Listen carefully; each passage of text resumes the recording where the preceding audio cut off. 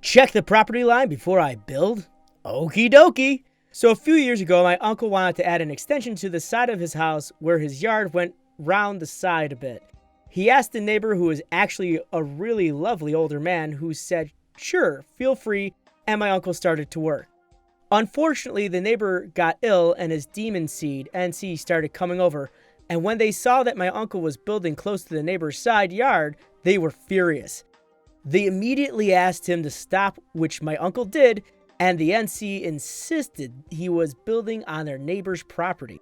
Now, my uncle's a really nice guy, so to avoid any issues, he offered to buy the part of the yard he was going to extend to and offered a reasonable $5,000 for it. It wasn't that big of a patch. The demon NC got really greedy and refused. My uncle, being a gentleman, doubled it and offered $10,000 as he thought it was easier than going through the hassle of lawyers and property lines, etc., but the NC still refused. You're crossing my dad's property line and you can't build on it. Either give us more money or stop building. We want to sell this house when he's gone. Yep, they were waiting for their sweet neighbor to die so they can sell his house. I think $10,000 is fair enough. I'm not using up that much, and it's still close to my part of the property. Nope, it's not. Check the property lines. You are way past your property line. Offer us more money or stop building. Are you sure you don't want to take the money? Oh, not what you're offering. Check the property lines, love. Yep, we're British. Sorry. So my uncle complied with their wishes and stopped all the building work. It was on their property after all. Or was it? This is where the malicious compliance comes in. He did exactly what NC asked, and he got the original plans for both properties. Still have no idea how, and checked the property lines to see how it was divided. Wouldn't you know it? He wasn't on their property line. They were on his. With a massive smile, my uncle went to the neighbors the next time the NC were around and kindly showed them the plans of the property, clearly showing where the properties were divided. Their faces when they realized they'd not only missed out on an easy $10,000, they had instead lost their dad about a quarter of his yard was priceless. They had to move the fence and my uncle got to build his extension stress-free. Sorry, no angry outburst or anything like that. Moral of the story, if you want to build and a neighbor's kids insist you should check the property lines, do it. You might just save some money and gain some land. Property lines are a funny thing. At one point in time, we had an issue when I was younger because our neighbor always got ticked off that one of our pine trees actually went over onto his driveway. And it didn't really block anything. The dude drove a little teeny tiny car. But then he would get mad at us for cutting it because we'd have to go onto his driveway to do so. So we were kind of left with like, what do you want us to do, dude? What do you want us to do? But in this story's case, they probably would have been best to just take the $10,000 and just shut the hell up, honestly. But in their hearts, they wanted to be right. They wanted to be so right, and then they got greedy. Now that house that they want to sell is going to be worth a little bit less because the property value is now less. Oops. Want a $150 cosplay accessory for free? All right. About a year ago, a good friend of mine got me into cosplay props after showing me a how-to guide on making a replica of a rifle I enjoyed in an FPS I played. And after that, I just sort of worked on cosplay stuff on and off. I was never the best at it, but I did try. Eventually, I began to sell some pre-made props and such for money. Props, weapons, masks, robotic arms, and stuff. It's pretty much stuff people could easily make with the experience and know-how, and I'm pretty dang sure that a lot of folks will know what happens next. Unfortunately, I made the mistake of posting some images of some stuff I made online. And through those posts came an obnoxious preteen that we'll call LS, for a little shit. Our talk started pretty normally. He'd comment on some of my posts and always leave positive feedback, but then he decided to message me privately. LS started off all cool and the like and asked if I was open for a commission. Sure, I could use some cash. He asked for my Discord and I gave it to him. We talked there. Our conversation went something like this. Hi, I love your lever action rifle prop. I was wondering if you could make one for me, but like this. He sends me a picture of a pretty basic lever action from a FPS RPG. That seems pretty simple enough. I'll look at the material I have on hand and give you a price estimate. I have most of the stuff I need in PVC, foam, hot glue, paint, and such. Alright, cool. Okay, I have most of the stuff, so it'll be cheaper. You said you lived in X state? Yes, I do. I live in X state, in Y city, NZ address. Alright, I can make it and ship it for a combined cost of $150. Ellis didn't respond for about an hour after that, and I honestly had no idea he was so young, as he was pretty polite and didn't really come off as immature. Suddenly, I got a call request. Odd, but alright. Some clients prefer to speak to me physically. What I heard was not only LS, but his mother, who we'll call BM, for bitchy mom. Are you the guy trying to take money from my son? Okay, I have to explain it to her. Great. He's trying to buy a foam replica firearm. The cost of the prop and shipping would come to $150. That's just some cheap foam toy, and I will not pay $150 for it. Ma'am, this is a handmade custom order prop. $150 is pretty cheap for this sort of thing. Well, I can go to Walmart and buy the same exact thing for $10. I don't care what you do, but you're going to make that toy for my son and get it here, and we're not paying. Yeah, we're not paying for it.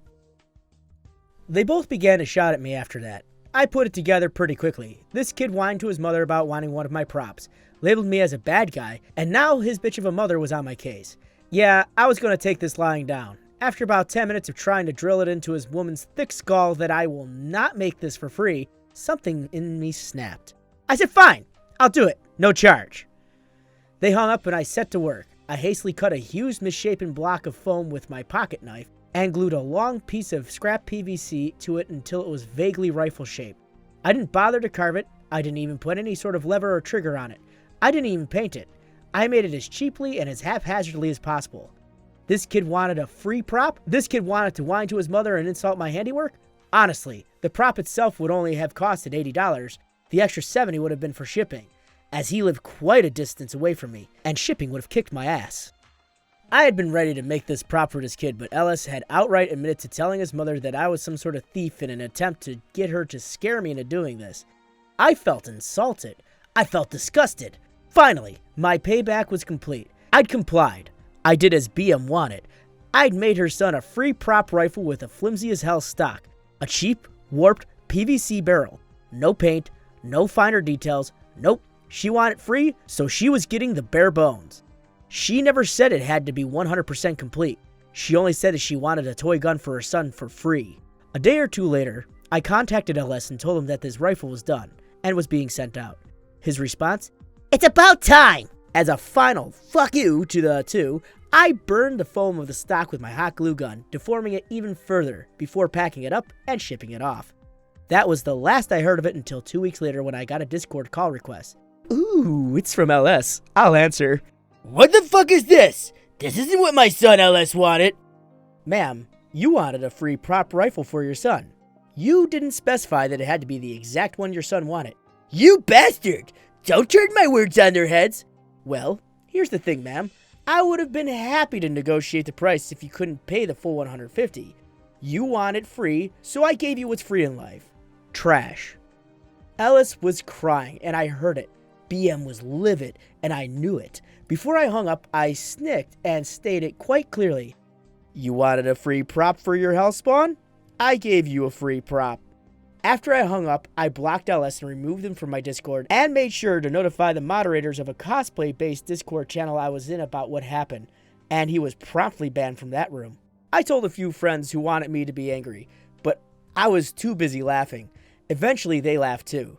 It's been about 6 months since this happened, and I decided to look at it again recently, only to find that LS is now doing props himself. He's still learning, and I would say that I'm somewhat proud of him.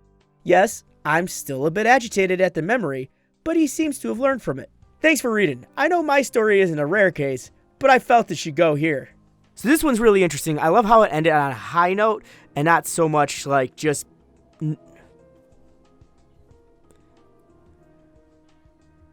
fucking racetrack outside. Goddamn. More... Shut up. So anyways, I like how this ended with him learning something and actually taking the initiative and making his own props. And that's really cool on him, and I appreciate that. But the little fuck needed to be put in his place, and I'm so glad this person went out of their way to do it. Now, what I want to say is this does remind me of a story of my own which involves something almost a little similar. I used to use this website I'm not going to name any names, but it was a website that I would offer my voice acting material through, and you had different tiers to purchase in order to use my voice. On the first tier is just to use it as a just whatever, and like a project or a school project or something you want to do with your friends and family, that's fine. The next tier was you had to buy a commercial license in order to use it for commercials. It wasn't uncommon to get these requests where people paid for the commercial license because they used my voice in actual commercials that were in other countries and whatnot. And that's awesome. That's great. That's cool. That adds to my little portfolio.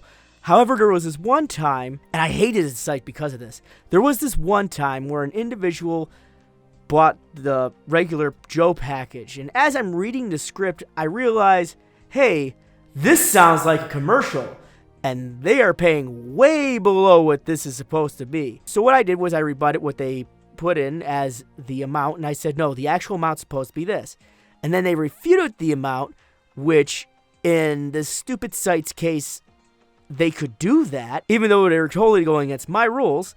And if I had denied it outright, I would get penalized, which is baloney. I said, no, this is how much this commission's going to cost. And they refused it again. And this went on about 6-7 times before it started getting to crunch time.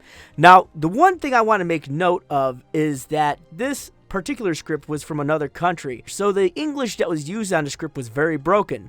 And as part of the premium package, I would actually go back through the script and rewrite it so it would make sense to anybody trying to listen to it. I didn't. I read it exactly how it was written, and it was a travesty amongst voice acting. It was terrible, but they got what they paid for.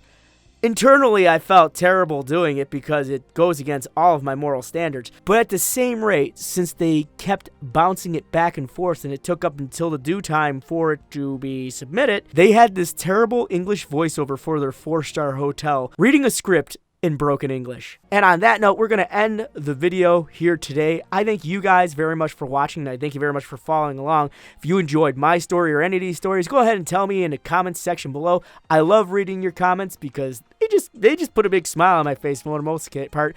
Also, don't forget to drop a like on this. Join our Discord, which is located right there. And you guys have a wonderful, beautiful day. And remember, stay frosty, my friends, and keep moving forward.